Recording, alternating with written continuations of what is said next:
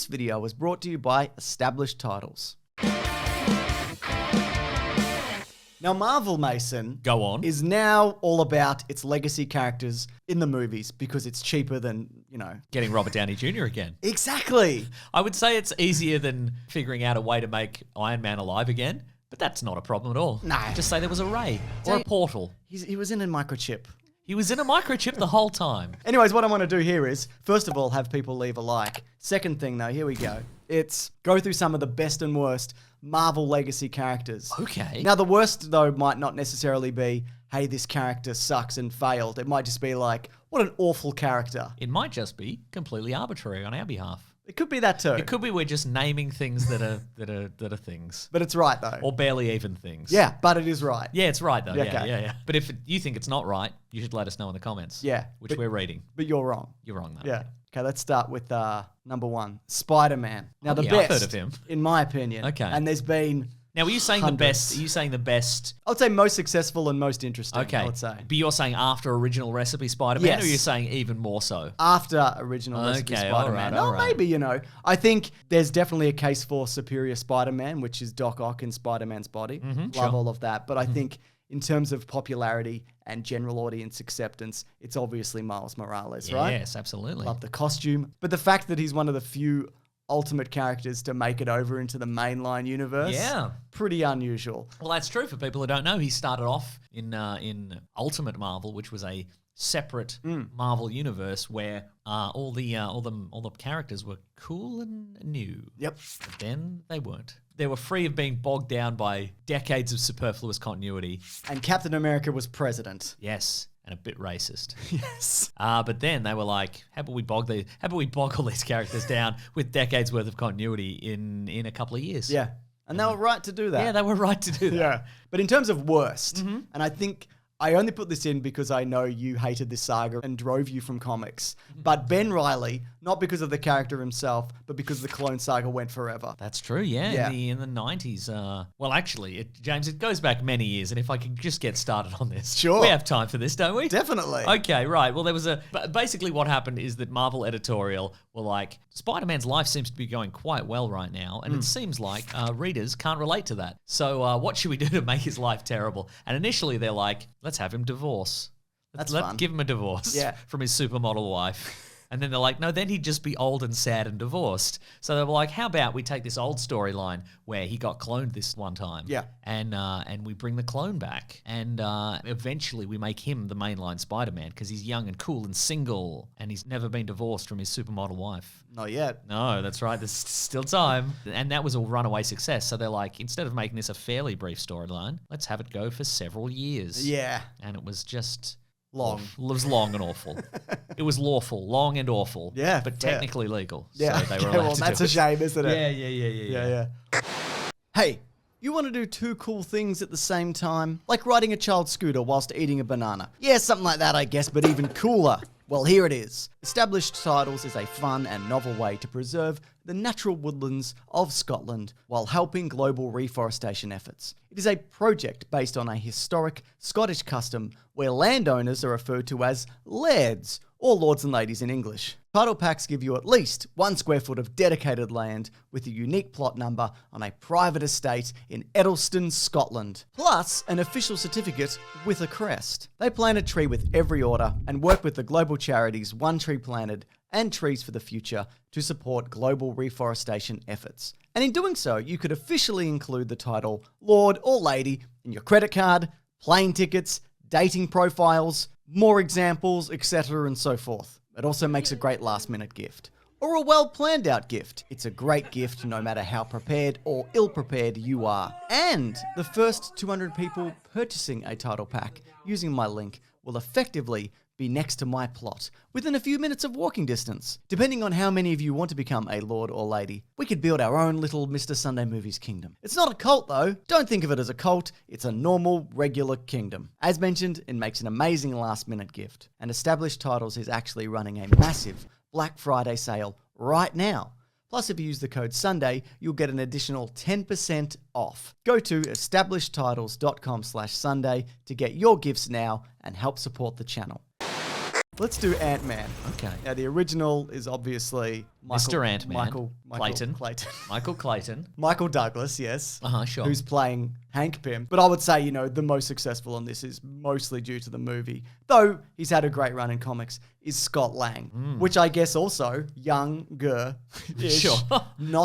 Is divorced. But correct. still cool and plays the drums and all of that. But he's more of like your street level kind of intelligence. He's never hit his wife as far as we know, unlike the original Ant-Man. Differs himself enough from the original Ant-Man to be interesting, but keeps like a lot of the elements which make him Ant-Man and make him cool and all that. Very true. Yeah. As an Ant-Man who plays the drums, do you think he has an intense rivalry with Dr. Worm? Yes. Okay. That's a great reference, Mason. Thank you. Yeah.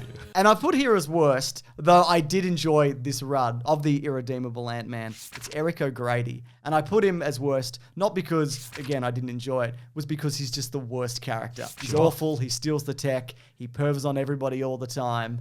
I mean, obviously he has a character arc where like he gets better and he tries harder. I think he's dead at the moment, or maybe he's came back as a robot, I don't know. Are you saying you wouldn't watch a Disney Plus 12-part series called Ant-Man just pervs on everyone all the time? Of course I'd watch it, Mason. Just pervs on all those sexless hotties in the Marvel Universe. I just love content, so I'd have to watch it, wouldn't I? That's true. Yeah. And I know, again, there's a bunch of other Ant-Man that, we could talk about, but I just think, again, just an awful man.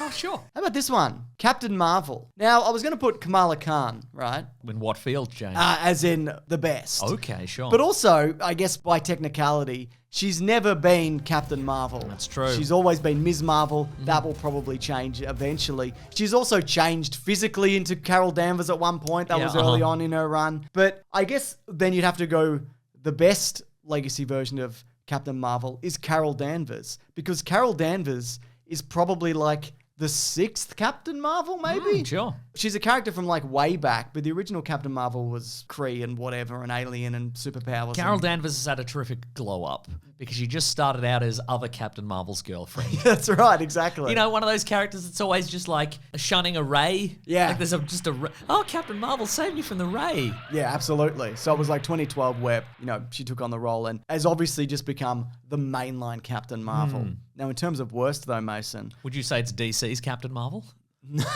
You're close. Okay. You're close. Who still can't use the name, No. evidently. So there's a character called Knar. Okay. Spelled KHN''NR. I know, I already hate it. Yeah. Now, this character thought that he was the original Captain Marvel who's come back from the dead, but was actually a Skrull sleeper agent in the Secret Invasion storyline. He eventually turned good and had enough of the original Captain Marvel to be like, I'm good and whatever. Fuck all that. I'm good at whatever, and Yeah. I've had enough of this Captain Marvel nonsense. That's right. I'm going to push that aside, though. I'm an influencer now. Yes. Do we say Rogue, who just stole all of Captain Marvel's powers? Mean. Not technically Captain Marvel, though. That's true. But, also not very cool. Or very cool? I don't know. Is it cool to steal someone's powers? Yes. Okay, cool. How's about this one, though? What about William Marville, who's from Amalgam Comics, who is a combination of Captain Marvel DC, now Shazam, and Captain Marvel Marvel. And so that it's just not interesting at all. It's just Sure, absolutely. very few appearances. Shouts out the word Kree to change. Hate It's all just this. a literal mashup. For people Yeah. who don't remember, many years ago, DC and Marvel had an event called Marvel versus DC. Dark Claw. Sure, and they just in the aftermath they created Amalgam Comics, which was a series of mashups of Marvel and DC characters, some more memorable than others. What was Superman? Captain Superman. Captain Superman, sure. I can't remember what he was. Yeah, I think there were some good ideas Clark in there. Kent America. But yeah, just the laziness of just being like Captain Marvel. Laziness, or is it inspired? It's lazy. Makes you think, doesn't it? Yeah. Let's do Thor. Okay. Original Thor, obviously. Thor.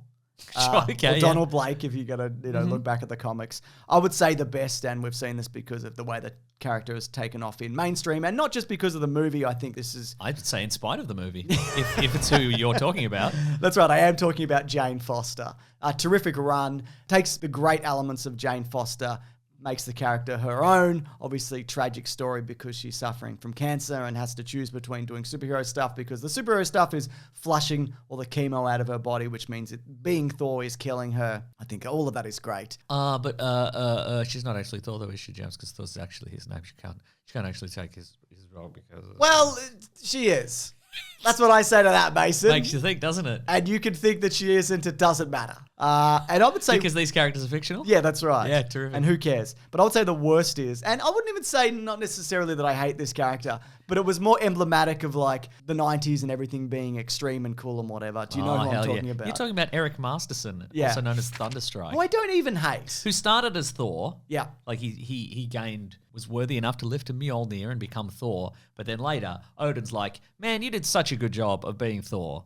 I'm going to give you your own weird little mace. Yep. Not even as good as a hammer. Can I keep the hammer though? No.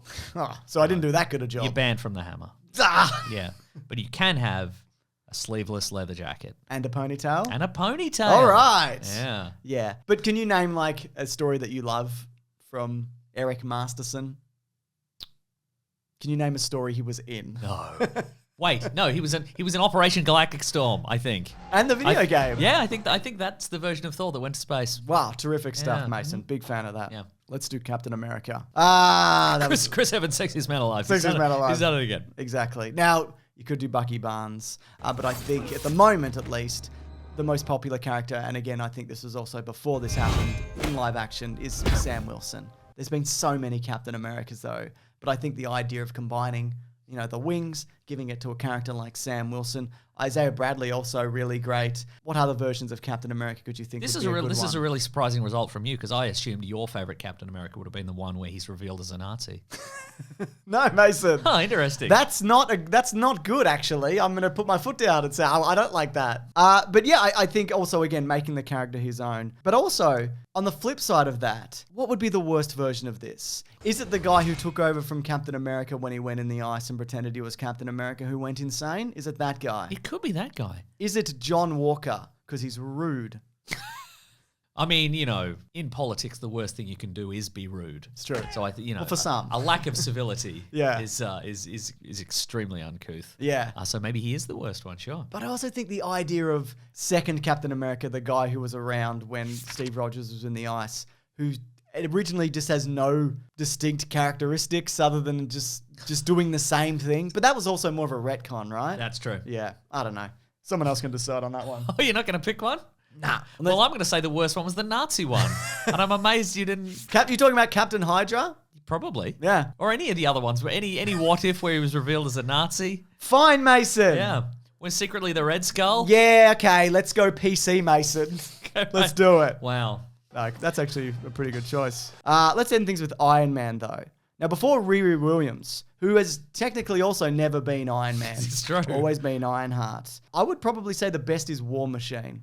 Not Happy Hogan? Crammed into an Iron Man No. suit? I mean, I love the idea of that. Sure. But no, I think... He's got his guts hanging out the bottom. Yeah, I like there's that. a seam at the Yep. waist there. That would pinch, wouldn't it? It would really pinch and chafe, certainly, as well, Yeah. yeah. I suspect the suits will expand. Sure. To fit you if Or you're- you don't think he'd make one for him? No. No? Okay, that's fine. I'm okay with that. But War Machine, for the longest time, Tony Stark, was it because he was drunk or not well? I can't remember, or a combination. So James Rhodes took over for quite a while, wasn't it? And he wasn't War Machine, he was just doing Iron Man stuff. right, yeah. Yeah, until he obviously became his own superhero in War Machine. And for worst I've got, and I had to do some real digging on this, was Eddie Robert March. Downey Jr.'s version. Oh, come on. I thought he did quite well, Yeah, if he's you don't doing- mind me I saying think so. Very charismatic.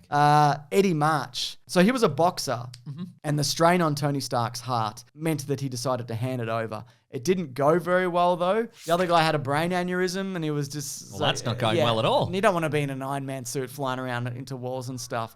And he eventually became the villain. It's probably the safest place to be, though. Yeah, maybe you're If right. you're having a brain aneurysm, you're just flying over a war zone. Yeah, but... Just have a little nap. The autopilot would take care of it, I think. But he eventually turned evil for a time and became the villain Freak. But I guess the reason I put it here is because, who is Eddie March, What's the legacy? Makes you think, doesn't it? It does make you think.